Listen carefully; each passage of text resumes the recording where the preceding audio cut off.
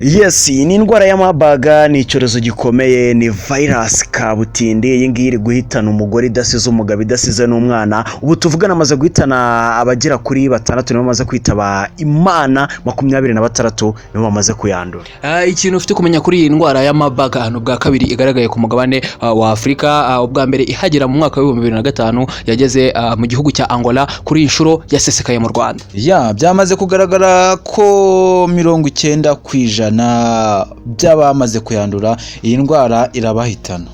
Yes, reka mbwira ngo Nozo TV ni butarakana subscribe tuye tubana umunsi ku wundi. Reka tugaruke noneho mukanya tubyinjiramo. Ese mabaga yaturutse he? Mabaga yageze mu Rwanda gute? Byose ni muri iki kiganiro. Yes, reka mbwira ngo wowe wamaze guhitamo gukana subscribe kuri YouTube channel ya Nozo TV mutereye isari. Ni utarakana subscribe nawe kana subscribe tuye tubana umunsi ku wundi. Muri studio rero kuri microphone uri kumva hozaho, gusa ndi kumwe na The Brave, nkaba ndi kumwe na Hakim. Tuyogaruka rero kuri indwara ya mabaga. Amakuru mashya kuri mabaga kugeza ubu ngubu abantu 6 bamaze kwitaba Imana bazize icyorezo cy'indwara y'umuriro mwinshi iterwa na virusi ya mabaga. Muri rusange abamaze kwandura iyi ndwara ni abantu 26 mu gihugu hose, harimo abantu 6 bitabye Imana. Urumva ko ari ibintu biteye agahinda. Yes, nkuko mwabyumvise rero iki ni icyorezo cyamaze kuba gisesekara mu Rwanda, ubwo kimaze guhitana abantu bagera muri 6, abandi 20 bakaba bakirwaye. Iki cyorezo rero Minisiteri y'Ubuzima yatangaje ko gikomeje kwibanda ku bakozi bakora kwa muganga, cyane ko umubare w'abitabye Imana ndetse n'abacyanduye muri rusange wafashe abaganga cyangwa se abantu bakora mu nzego z'ubuzima. Iki ni icyorezo gikomeje kuba kibi cyane kuko gifite ibimenyetso bigiye bitandukanye, kugira umuriro mwinshi cyane, kuribwa umutwe, kuribwa mu mitsi ndetse no kuribwa mu nda. Iki cyorezo kiri kuba cyamaze kuba kirengera cyangwa se gifata indi ntera, kiri gutera abantu kuba bahitwa cyane. Yes, ubundi muri rusange rero iyi ndwara ya mabaga bwa mbere ku isi yagaragaye mu 1967, ubwo rero abashakashatsi bo mu Budage mu mujyi wa Frankfurt bari mu igerageza rero muri laboratory, nwaje kugaragara rero iyi ndwara mu 1967. Isangwa rero mu muryango wa virus cyangwa se muryango witwa Filoviridae. Uyu ni umuryango rero w'amavirus. 2005 rero iyi ndwara nibwaje kwinjira muri Afrika mu gihugu cya Angola, yica abarenga rero 300 gusa. Ahandi hose ku isi icyo gihe yishe umuntu umwe mu gihugu cya USA cyangwa se muri Leta Zunze Ubumwe za Amerika, ndetse yica umuntu umwe muri Europe. Ni indwara rero ikimara kukwinjira nta kindi gice rero cy'umubiri ifata cyane, ni igice cy'ibihaha. Gusa iyi ndwara nanone abashakashatsi bagaragaje yuko mu gukwirakwira kwayo bitandukanye na COVID-19, kubera ko iyi ndwara yo ntago ari airborne virus, cyangwa se ntago umuntu ashobora kuyikwanduza aramutse wenda ahumetse cyangwa se ukakira umwuka we. Tandukane rero na COVID-19. Gusa iyi ndwara nanone 90% by'abayanduye bitaba Imana, amahirwe yo gukira ari make cyane. Mabaga ni indwara byamaze kumenyekana ko ari indwara mbi cyane, dore ko yandura binyuze mu matembabuzi y'uwayigaragaweho, ndetse no kuba wakora ku maraso ye, ndetse no kuba washaringa bimwe mu bikoresho nawe ku wamaze kwandura iyo ndwara, cyangwa se mukambarana imwe mu myenda ye. Muri rusange nuko bagiye babasha gutangaza.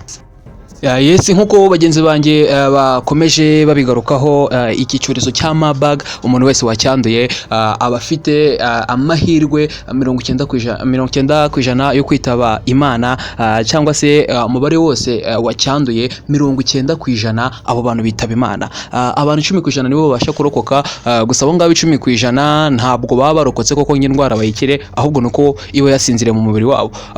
Nyuma y'ukwezi cyangwa se igihe runaka iyi ndwara irongera ikabyuka. Kandi ikindi ufite kumenya kuri iyi ndwara, igihe isa nkaho yasinziriye utari kugaragaza ibimenyetso ntabwo uba wayikize, ahubwo uba ukiri kariya. Bishatse kuvuga ko iyi ndwara uba ukiyikongeza cyangwa se uba wabasha kuba wayiha mugenzi wawe nawe akaba yayandura. Iyi ndwara rero igaragaza ibimenyetso mu minsi 3 kugera ku byumweru 3 nibwo umuntu urwaye indwara ashobora kugaragaza ibimenyetso.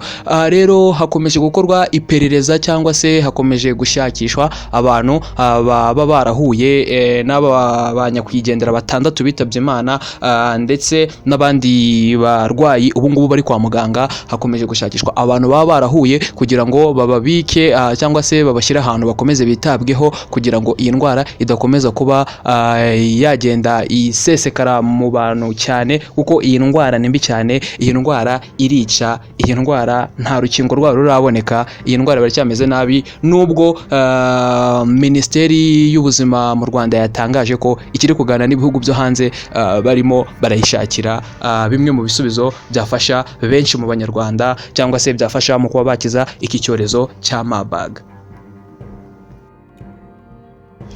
Yes, iyi ndwara rero ya Marburg virus kabisa mbi cyane, bavuga yuko rero ari mubyara wa Ebola, kuko yaba ibimenyetso yaba uko ikwica, by'umwihariko umuntu apfa arimo arava amaraso mu myanya yiwe igiye itandukanye, yaba mu maso, mu mazuru, mu matwi n'ahandi hagiye hatandukanye. Iyi ndwara rero yatewe na gacurama.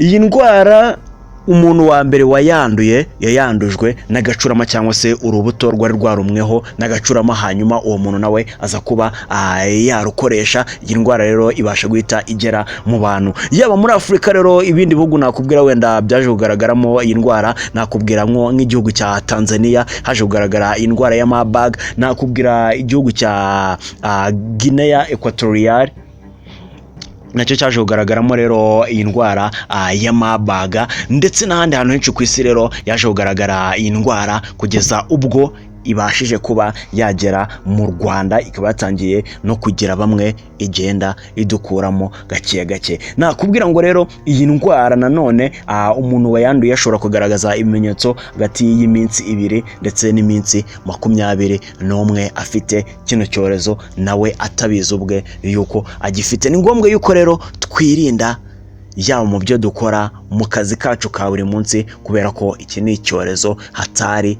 kandi icyorezo gihitana benshi ku isi.